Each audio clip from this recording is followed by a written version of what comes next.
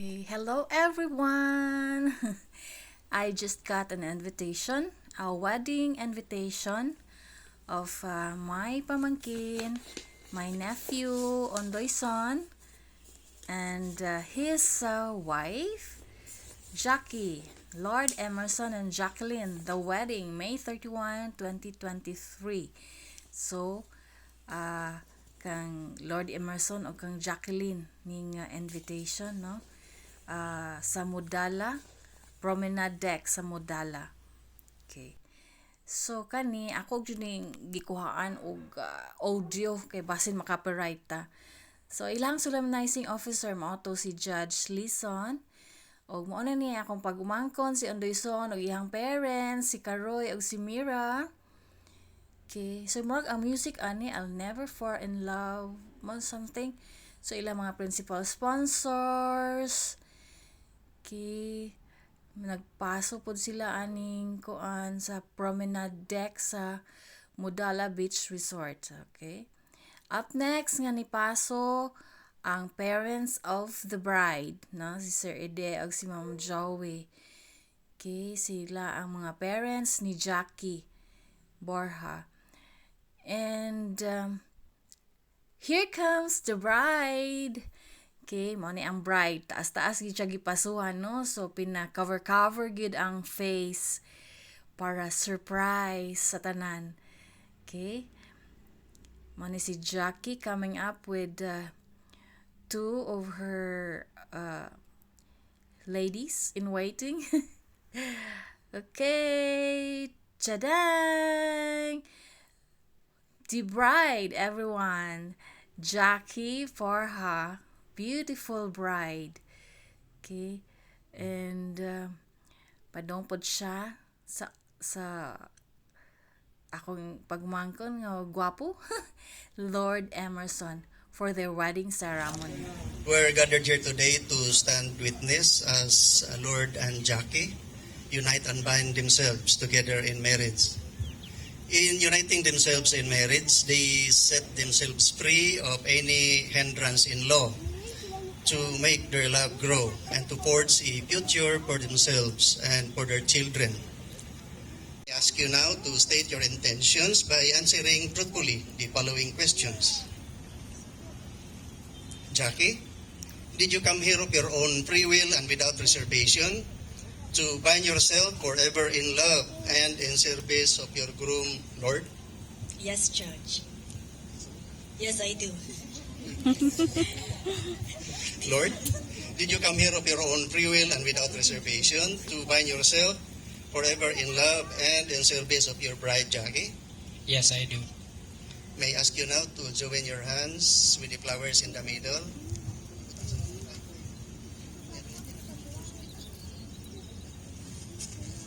And express freely your intentions and commitments to love each other today, to seal your love with an eternal bond, not just before the judge, but before God Himself.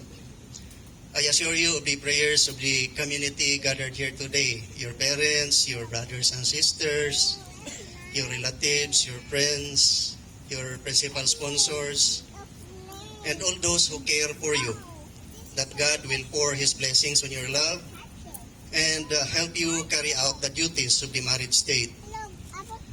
The society enriches and strengthens both of you in this bond of marriage so that you will assume your duties in mutual and everlasting love and fidelity, in which a person entrusts the meaning and happiness of the future into the hands of another. A happy marriage is indeed a sign that God is alive in this world. It is also a lifetime commitment, not just between the husband and the wife, but also between the spouses and God. Let us rejoice this moment with Lord and Jackie. Let us pray that the love and happiness which they share today will remain with them and in them in all the days of their lives. Yes, I do. Lord, do you take Jackie here present today as your lawful wife in accordance with the laws of the Republic of the Philippines? Yes, I do. Do you give yourself to her as her husband? Yes, I do. Do you accept her as your wife? Yes, I do. Are both of you ready to raise as good, responsible, productive, and law-abiding citizens the children that will be the fruits of your union? Yes, we do. You may now say your personal vows to each other. All my life, I never thought I would marry someone named Lord. I guess this was bound to happen having very religious parents. As the proverbial saying goes, thank you, Lord. Who knew a love story could start with a weird topic of Jollibee's crisp-cut fries? Because that's how ours definitely began, and I wouldn't have it any other way. You are the greatest chance I've ever taken. We're still learning all the do's and don'ts in life and making our fair share of mistakes along the way.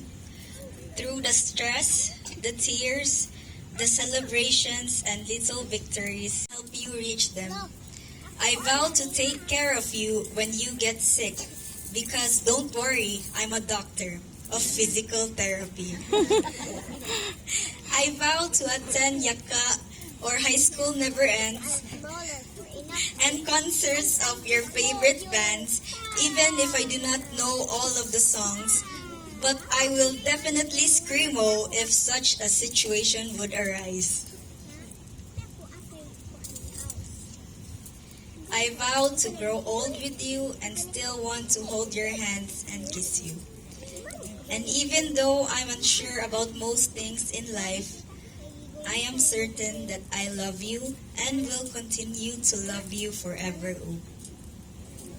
Holding space for me to grow. Lucky is the first word that comes to mind when I think about our life together. But now I know it isn't luck, it's love. 2 years ago, you were the greatest chance I could take. And today, you are my greatest yes. Regardless of my life's shortcomings, regardless of the times when I am very unlovable, you still chose to love me. I vow to be your guiding light in the darkness, a warming comfort from the coldness of the world, and a shoulder to lean on when life is too much to bear on your own. I vow to be your navigator, best friend, and wife.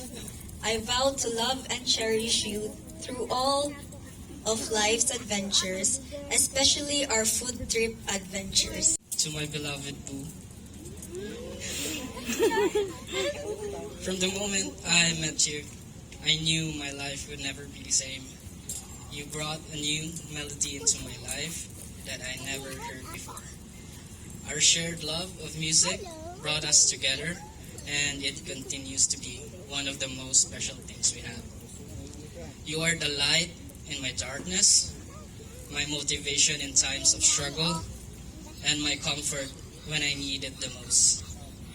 Your unwavering love and support have been the foundation of our relationship and aspirations, and to encourage you in every way possible. My love, my boo, and my one and only. I can't wait to see what our future holds. I love you now and forever, my boo. All those here present today, I hereby confirm the band of marriage which you have contracted. In accordance with the provisions of the Family Code of the Philippines and other applicable laws, I now pronounce Lord Emerson Bacamanti Capayas and Jacqueline Labastida Borja, husband and wife. Yay! Congratulations! I give you this ring to wear with love and joy. As our ring has no end, neither shall my love for you. I choose you to be my wife, this day and forevermore.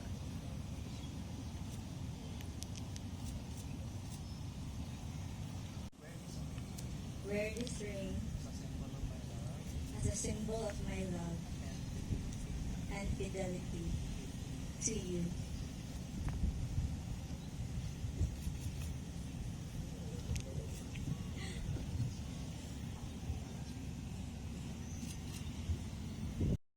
Now that Lord and Jackie are already bound to live their lives together as husband and wife, you are called upon to recognize and support their marriage and imbue unto them your blessings, as well as the guidance in all their endeavors for the good of their marital union.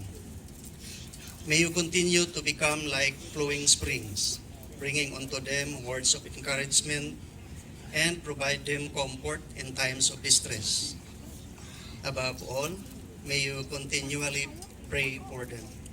This is your charge. Okay, thank you. You are the official witnesses to this union. Among the many relatives, friends, and acquaintances of Lord and Jackie, you are especially chosen by them to become their matrimonial counselors, like pillars for them to lean on in times of need, and to become a blessing in all possible ways in their marital union. May you become good examples in their lives, and may your advices bring them wisdom and provide them guidance. This is your charge. Thank you. For your final blessings, may your marriage bring you all the fulfillments a marriage should bring, and may life grant you patience, tolerance, and understanding. May you always need one another, not so much to fill your emptiness as to help you know your fullness. May you want one another, but not out of lack. May you entice one another, but not to compel the other. May you embrace one another, but not to encircle the other. May you succeed in all important ways with one another, and not fail in little graces. May you look for things to praise and often say, I love you. Quarrels that push you apart, may both of you hope to have good sense enough to take the first step back. May you enter into the mystery that is the awareness of each other's presence, no more physical than spiritual, warm and near when you are beside each other, so as to comfort each other when you are in separate places or even in distant cities. May you have happiness, and may you find it in making one another happy. May you have love, and may you find it by loving each other. The celebration has been offered. Again, congratulations. Congratulations, Lord. Congratulations, Jackie. Yay! Lord, you may now kiss Jackie your bride.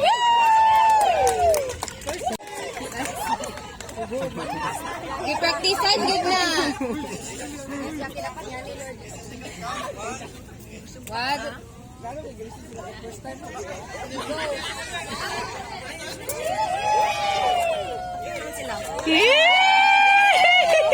Gipraktisan gid. Okay, so no, ipangkiligid ang mga nanambong sa kasal ilang duha. Okay, so they are now signing their marriage contract, and while signing, naghulat ang mga katauhan.